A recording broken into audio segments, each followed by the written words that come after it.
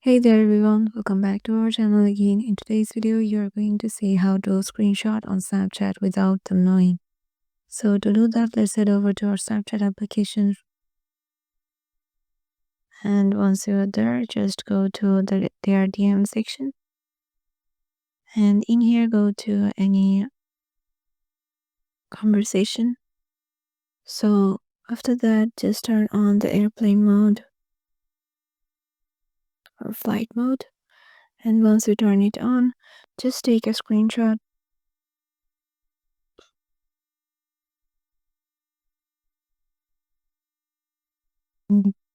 So as you can see, there is a notification of you took a screenshot of a chat, but if we just turn off the Snapchat and turn it on again by closing the airplane mode, this will not be in there anymore.